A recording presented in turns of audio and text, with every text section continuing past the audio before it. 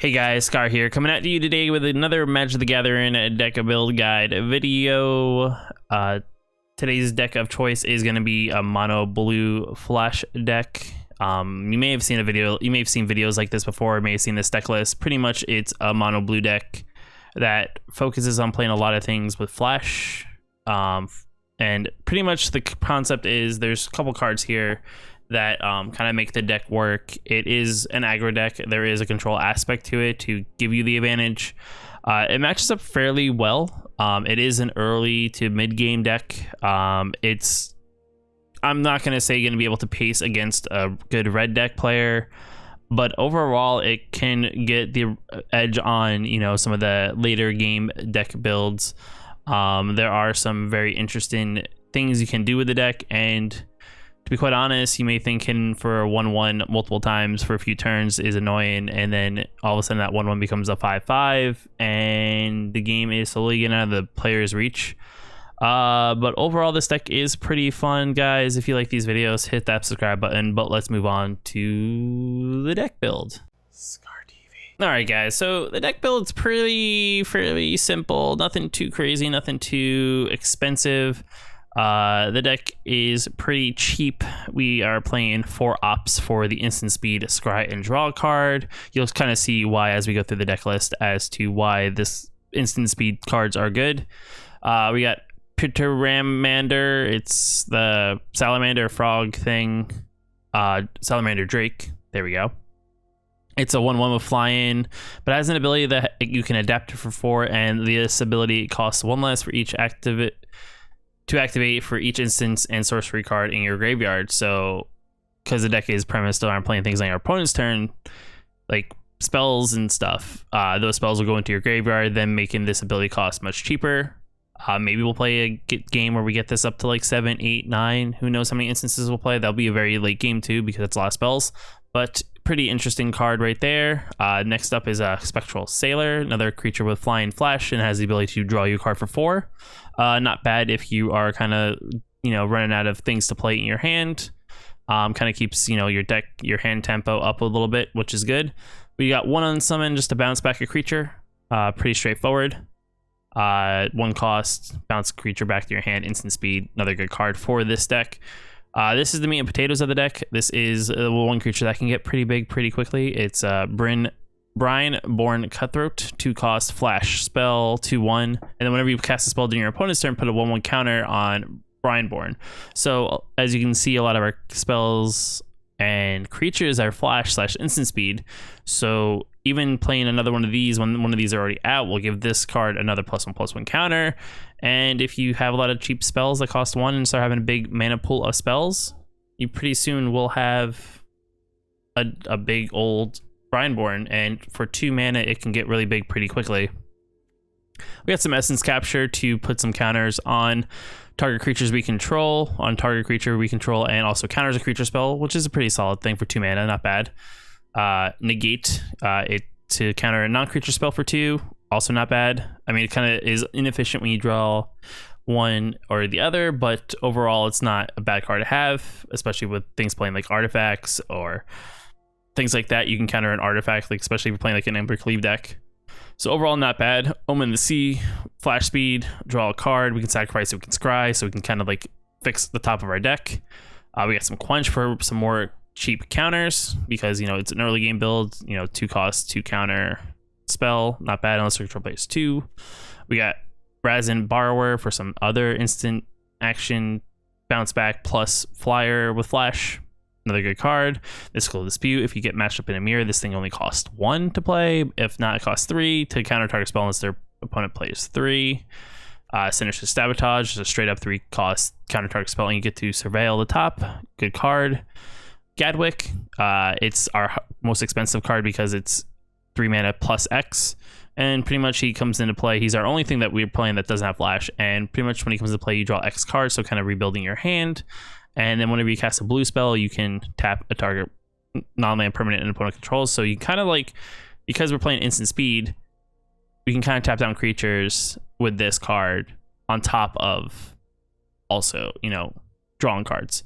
And then Castle Vantis for the Scry ability, and 19 islands just because we're playing straight blue and nothing costs more than 3. We don't really need to have a bunch of lands. I mean, it is beneficial to have, you know, 5, 6, 7 mana out, but at the same time too, you kind of want to draw a lot of this stuff and be able to play it as soon as possible. With that being said, let's move into some games. All right, what's going on, guys? Sorry that I'm in a different shirt than the rest of the video, but when I went to go actually edit this and put it together, the file was corrupted, so I had to pretty much go and I'm re-recording all of this game footage. So I'm not sure how we're gonna do here. I think when I played the last time, I got paired up against like a lot of mono red, so I think I went like 3 or 2 and 3, 3 and 2. I forget. It was somewhere around there, but so the object here is got 3 lands, got some counters. I think we're gonna keep because we could probably draw it into stuff.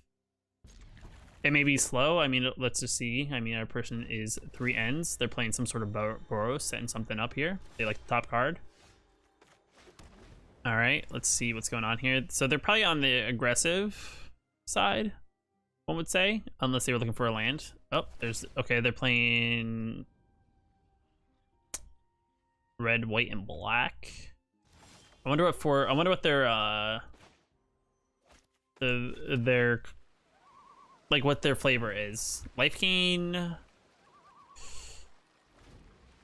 They have something because they could have played something. They have like probably a burn spell. It's quite interesting. They're probably skeptical. So you're gonna play a Murderous Rider outright? I'll counter it for 2. That's kind of interesting, to be quite honest. I could put a Gadwick on the board for a threat. But then I leave open something. You know what? Let's do Gadwick. I'm not gonna pay anything.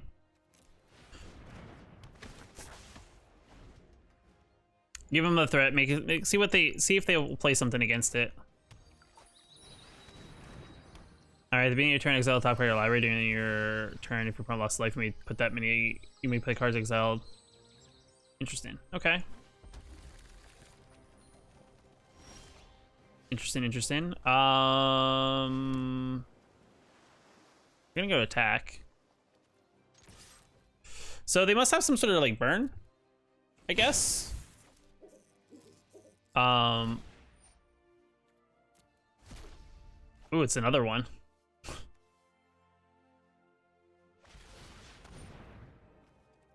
No.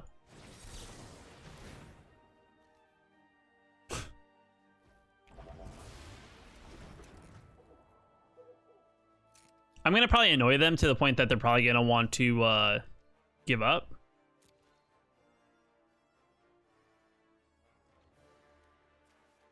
I'm not returning my Gadwick to my hand. That's weird. I mean, I could if I really wanted to, but I'm gonna sit back and just swing in. They only have 4 mana, so they didn't draw a mana card. We'll leave this open in case we want to scry next turn. Ooh, they got a land. The real question is, are they gonna be able to do damage to us?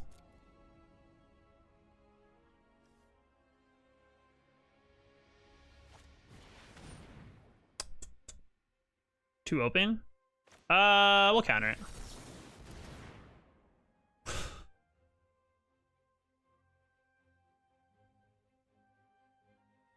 This is kind of annoying. I mean, we're not playing the deck to this full effect because, I mean, the whole idea of this deck is to play a lot of this stuff on our opponent's turn and get a creature up higher. But yeah, we're not doing any of that.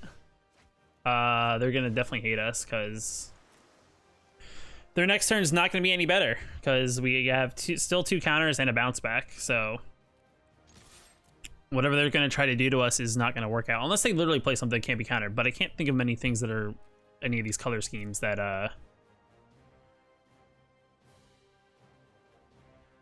that wouldn't allow them to, you know, pretty much be able to do stuff. It's fine. They're literally losing cards. What'd they get? Oh, they got the Clackbreak Troll. Nice. Yeah, that's fine. Oh no, then they get to play it. Nah. Where's the Veil? Maybe they'll play creature. It'd be really funny if they play creature. We'll keep that.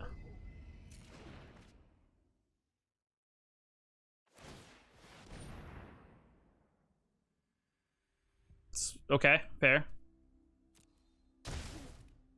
You can't. You play your land. Nice.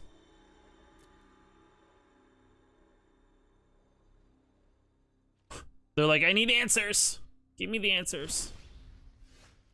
We'll play an opt. Yeah, that's fine.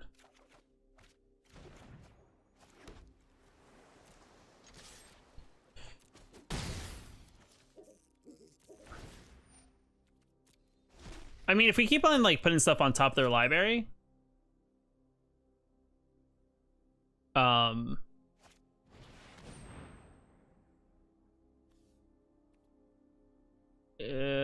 deals 3 damage to any target and gain 3 life whenever your opponent attacks a planeswalker you control with 2 more creatures. Watch.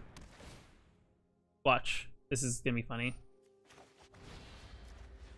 I want my creature back, and we'll tap this.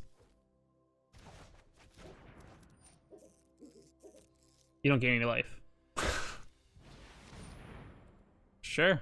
Now you have 2 of them, so you get 2 cards underneath. We'll scry.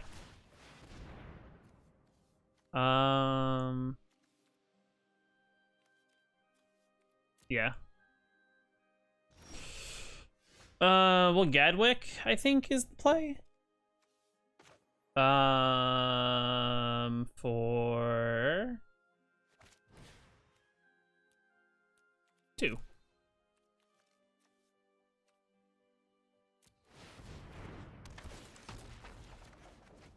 Perfect. We'll say go, and we'll end turn. All right, it's perfectly fine. They can put all the cards they want underneath there. Ooh, nice.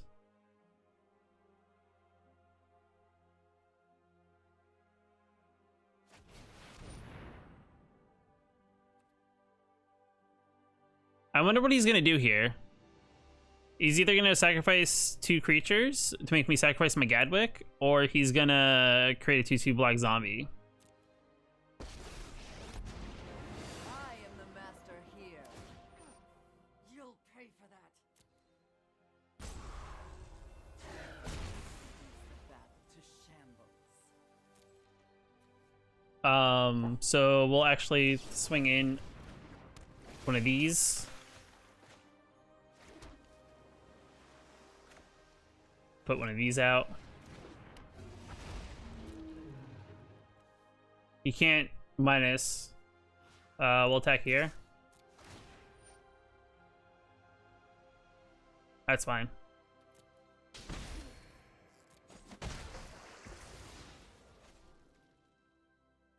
I'm actually kind of curious if he'll ping. It's fine. You can resolve all this.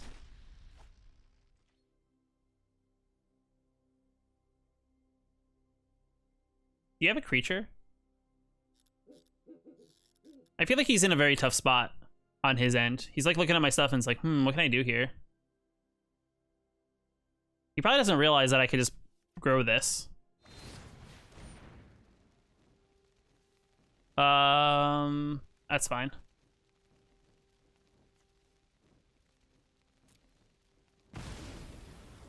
That's 1 spell.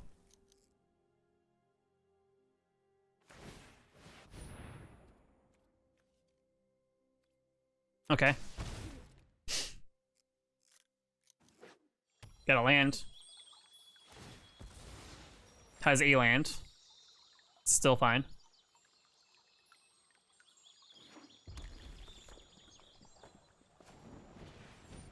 You have another shock? Because I'll just activate the ability.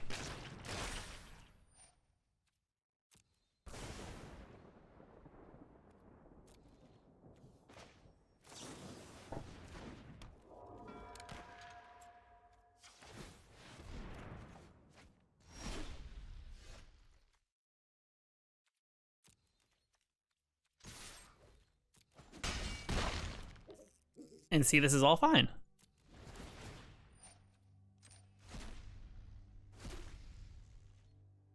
Puts him at a weird place. He's gonna ping this. It's fine. Gonna have access to whatever you got there. Fine.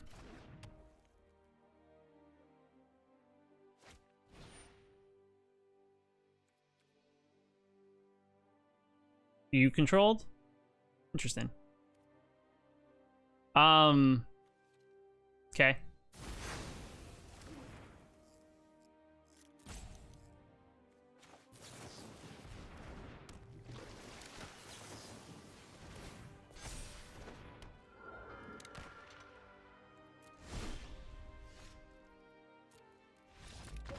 And good game. And first game, we're good. It was quite interesting. Our opponent, I think, had a good idea, but I don't think it worked out into their favor for the base of what they were looking to do. So game one is in the books. I think they had a couple opportunities to get things out, but the problem is they had to spend so much mana to get damage on us to then get the things out that they pretty much were only able to play like the lands and maybe like the shock that came out whenever they dealt damage to us, so that they weren't able to utilize what they put underneath those cards. I'm gonna keep this hand. 2 land withdrawal effects, and I'm going second, so I get the draw. So yeah, this is actually pretty decent. If it's red, then... Ooh, black. Okay. So I'm thinking like a mono black sacrifice is possibly what I'm thinking here.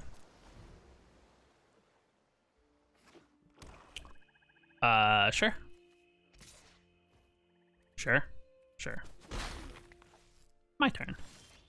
We'll play a second land.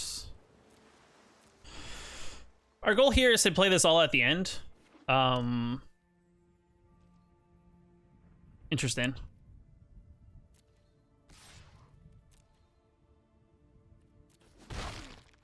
I wonder what okay. That's fine.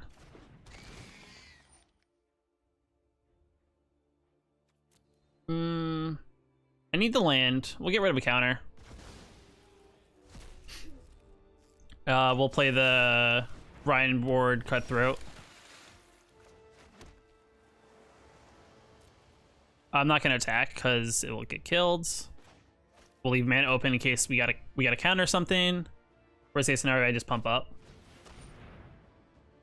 That's all your mana, so we'll actually cast this. See if he attacks. The thing is, he just needs to get a burn card. We'll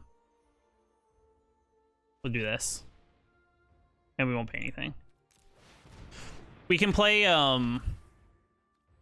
whatchamacallit, and we're not gonna attack because he could gang block. We can play a blue spell and actually tap him out.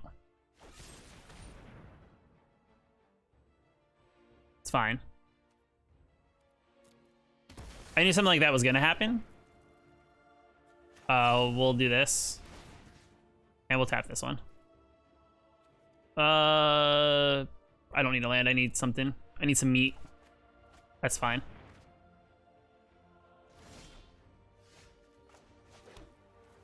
Next turn, we could actually opt, and then also then counter something if he does decide to do that. So I actually may want to swing in. You know what? Let's not, because maybe he'll like be like, "Nah, I won't do anything." No attacks. End turn. I was thinking about it. I want to give him the idea. I'm thinking about it. I don't like that. So we'll tap this one. We'll surveil. I don't need another land. I have 5. It's fine. We'll get rid of the land. You know, let's just make him not do anything. We'll tap that cat out. Yeah, that's good. I'll get the flash for the draw. Play it on his turn. Castle's good. We'll swing in because I have two plays to tap him down, so I'm not really worried. he may think like, oh, I got an attack here.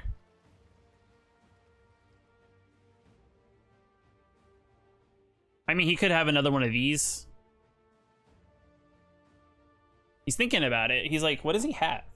He's got 6 mana and 2 cards in hand. What do I want to do here? Do I want to play something on his turn, or I think he's thinking like, I got something to counter something. Because like, I think the thing I would do is if he plays something, I don't have a counter, as you can clearly see. I think the play is to play the Omen to scry 2 and then draw, then to play the Opt where I only get a card. I mean, the Opt is like worst case scenario, because I can still draw like a Quench or something. He seems very very like, this sucks kind of thing, because he's like, he's got a counter and he hasn't drawn a land. That's the other thing too. I noticed that he's still at 4, so it's very expensive for him to like hold on to what he's got going on here. I'll be quite honest, I haven't really utilized the flash effect of what his deck's about. Also, I think he's roping us on.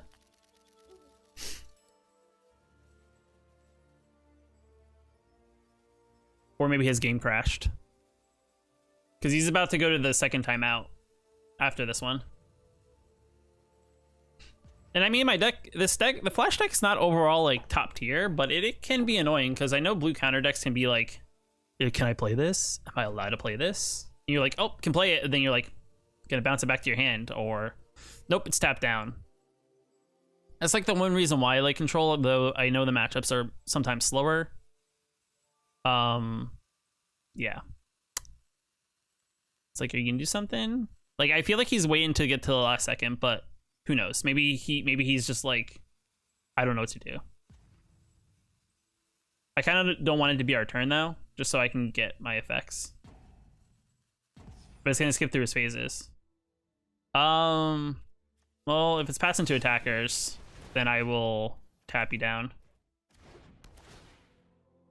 I'll take another Gadwick. I'm all about that.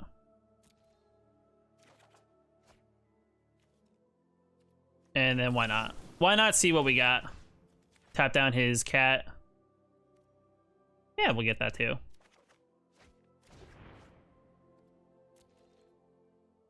Why don't we scry? We're just gonna do all the things that we can do. Is that what I'll take a blue. I'll take a land, actually. He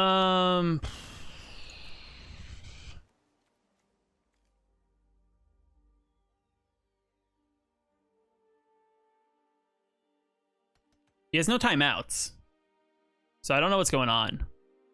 And there's no timer going on, so he has to make a decision about something. I think he literally flipped the legit table. Like, he got just so pissed off that he flipped the table, because he just seems like, I don't want to play anymore. Instead of conceding, he's just like, I'm just gonna sit here and rope him out.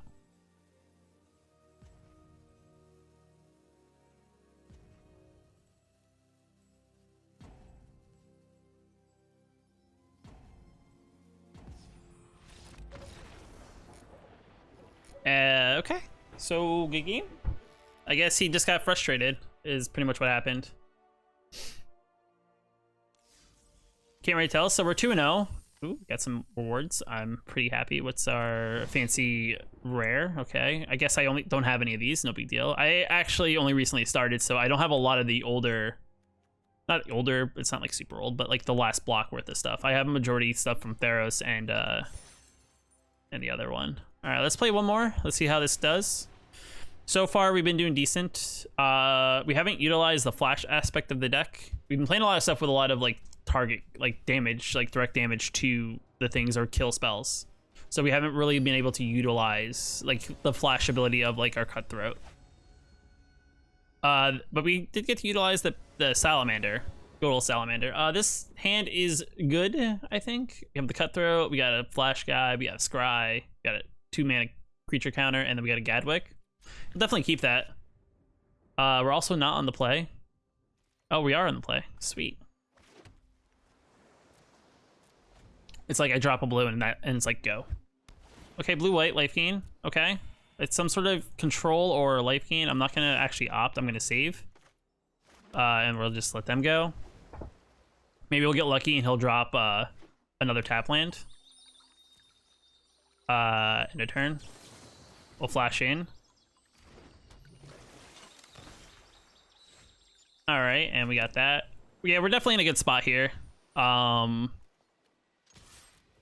attack him for 2.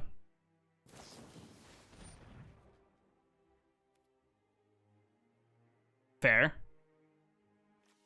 We'll counter it.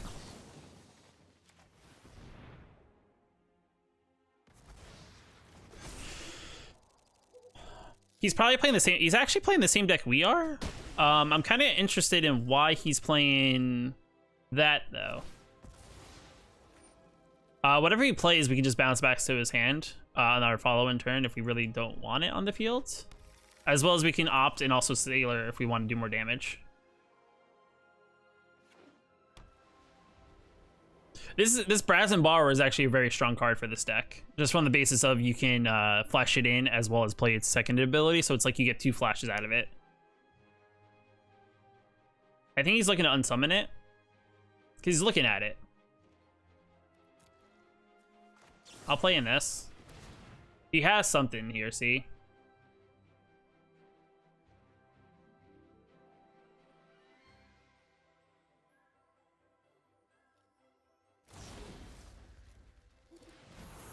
That's fine. We'll still get in our 1 point of damage. Part of me wants to kind of like do this. I'll flash it in now since he only has 1 open. Because if he's playing like a blue-white version of our deck, I don't actually want to get it countered, because this will kind of be our meat and potatoes of this game. He's maybe thinking about considering flashing in his Fairy Rogue. He may have other stuff. Create 2 Thopter tokens. That is perfectly fine. So gain 2 life. We'll scry. I need a land. I already own a Gadwick. Perfect. Part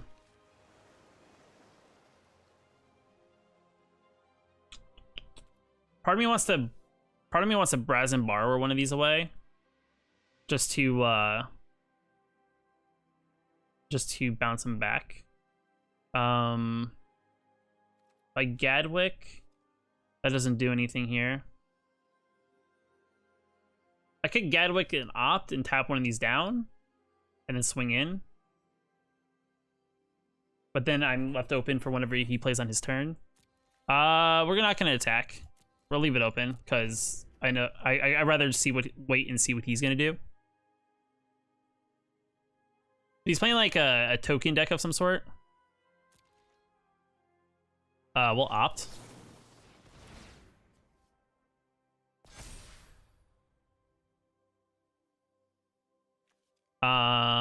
Do I need another land? Yeah, we'll take another land because lands are good.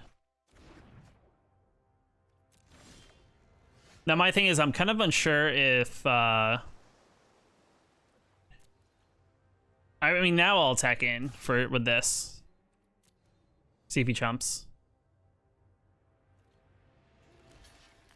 Yeah, he's gonna chump. That's fine. That is perfectly fine. And turn. So we're still waiting on whatever he's doing.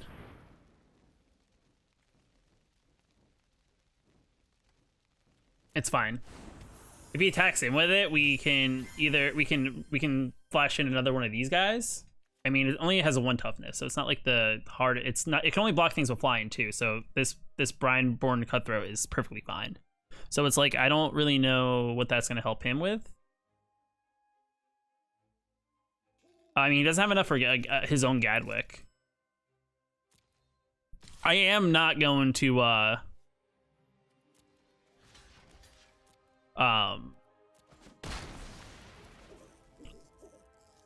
kind of intrigued why he did that. He must have something. Well, we'll play a Sailor.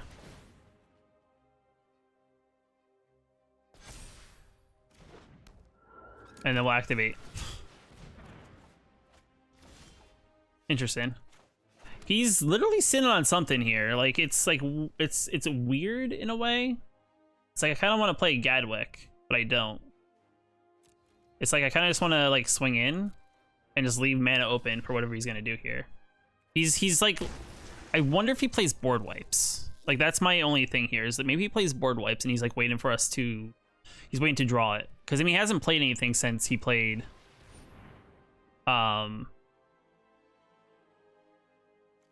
I could be really annoying about this, so I'll allow it. He's like, interesting. He has 2 mana left open. We're gonna get rid of the Hushbringer.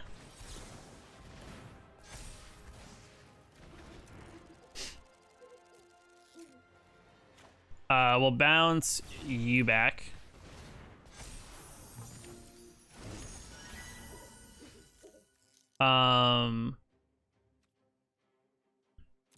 Yeah, I guess we'll just attack in.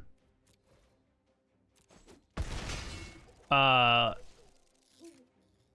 think I'm gonna Gadwick for 2.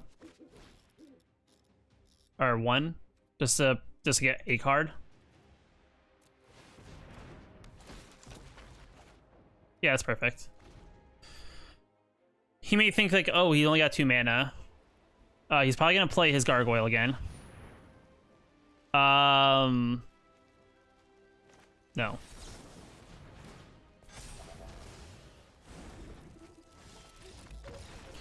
And that is the effectiveness of a Cutthroat. I don't know why he played so slow. That's like the weird part. He didn't make us like really burn anything, and the way he played everything kind of was very select about how he wanted to act with various things.